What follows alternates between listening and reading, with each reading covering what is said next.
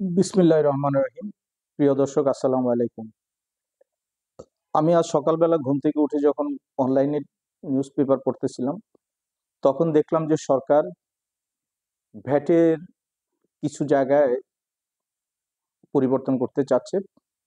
Restaurant ভ্যাটের উপর 5% থেকে 15% এবং কাপড় চোপড় কেনাকাটায় 7% থেকে 15% করার প্রস্তাব দিচ্ছে। আমি এই অন্তর্বর্তীকালীন সরকারের কাছে অনুরোধ করতে চাই, আপনারা কোনো অবস্থাতেই এমন কোনো হঠকারী সিদ্ধান্তে যাবেন না যেটা সাধারণ মানুষ এফেক্টেড হবে।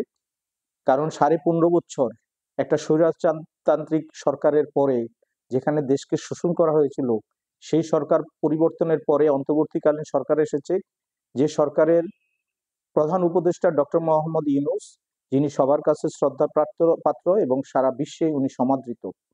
আমরা আশা করি আপনাদের যে কোনো সিদ্ধান্তই হবে জনগণমুখী, কারণ আপনারা জানেন যে ভ্যাটে প্রতিটা মানুষ এফেক্টেড হয়। সেখানে একদম নিম্ন শ্রেণীর একটা দিনমজুর বা একটা বেকার এবং যার উচ্চ শ্রেণীতে আছে সবাই। সুতরাং ভ্যাটটা ইচ্ছে করলে আপনারা অন্য যে কোনো জায়গায় যে কোনো ক্ষেত্রে হয়তো ভ্যাট বর্ধিত করতে পারেন, কিন্তু খাবার এবং কাপড় চোপড়, যেখানে আমাদের মৌলিক অধিকার হচ্ছে অন্ন, বস্ত্র এবং বাসস্থান, সে জায়গায় অন্ন এবং বস্ত্রতে যদি আপনার ভ্যাট বর্ধন করেন, এটা সাধারণ মানুষ ক্ষতিগ্রস্ত হবে এবং আপনাদের উপর যে আস্থা আছে সেটা প্রশ্নবিদ্ধ হয়ে যাবে। কারণ স্বৈরতন্ত্র শেখ হাসিনা পতনের পরে যখন আপনাদের এই অন্তর্বর্তীকালীন সরকার প্রতিষ্ঠা হয়েছে, আমাদের একটা আশা যে সব সময় এই সরকার জনগণের জন্য সিদ্ধান্ত নেবে। কিন্তু আপনারা দুর্নীতি এবং প্রশাসনে যে শেখ হাসিনার প্রেতাত্মারা বসে আছে সেটার দিকে নজর না দিয়ে আপনারা আমাদের উপর কর বর্ধিত করছেন। এটা অবশ্যই গণবিরোধী একটা সিদ্ধান্ত। আমি একজন রাজনৈতিক কর্মী হিসাবে এই সরকারকে অনুরোধ করতে চাই, আপনারা এই সিদ্ধান্ত থেকে ফিরে আসুন এবং আপনারা বরং এনবিআর যে দুর্নীতি হয় সেদিকে নজর দেন। সেই দুর্নীতি উৎপাটনে নির্মূল করার জন্য আপনারা আপনাদের মনোযোগ দিন। কারণ আমরা বিশ্বাস করি যেটুকু ভ্যাট কর আদায় করা হয়, বিশেষ করে যতটুকু ভ্যাট আদায় করা হয় তার দ্বিগুণ ভ্যাট কিন্তু মানুষ বা প্রতিষ্ঠান সমূহ দেয়, কিন্তু দুর্নীতির জন্য হয়তোবা অর্ধেক পরিমাণ ভ্যাট সরকারি কোষাগারে অন্তর্ভুক্ত হয়। তা আমি অনুরোধ করব, আপনারা দুর্নীতি নির্মূল করুন। যে দুর্নীতির জন্য দেশ পিছিয়ে যাচ্ছিল সেই দুর্নীতি যদি এখনো থেকে যায়, ভ্যাট দিয়ে আপনারা দেশের উন্নয়ন করতে পারবেন না, ভ্যাট বর্ধিত করে আপনারা দেশের উন্নয়ন করতে পারবেন না।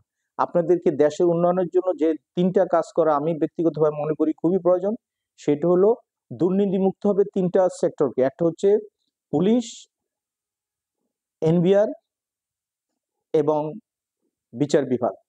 এই 3টা যদি দুর্নীতিগ্রস্ততা থেকে যদি মুক্ত হয়, এই 3টা থেকে যদি দুর্নীতি সমূলে উৎপাদন করা যায়, তাহলে আমি বিশ্বস্ততার সঙ্গে বলতে পারি অবশ্যই দেশ অর্থনৈতিকভাবে এগিয়ে যাবে এবং এই বাংলাদেশ এখন যে সিঙ্গাপুরের অবস্থা আছে এই অবস্থানে যেতেও বেশি দিন সময় লাগবে না। আমাদের যে গণমানুষের যে শক্তি আছে, আমাদের মানুষের মধ্যে যে মনোবল আছে, যে কর্মক্ষমতা আছে, সেই মানুষ দেশের জন্য যদি কাজ করে, দেশের জন্য তাদেরকে যদি আন্তরিকতার সময় কাজে নিয়োজিত করতে পারেন, তাহলে এই দেশ অবশ্যই উন্নত হবে এবং আমাদের দেশ ভবিষ্যৎ প্রজন্মের জন্য একটা সুন্দর অর্থনৈতিক সমৃদ্ধ দেশ গড়ে উঠবে ইনশাল্লাহ। আমি সেই বিশ্বাস রাখি।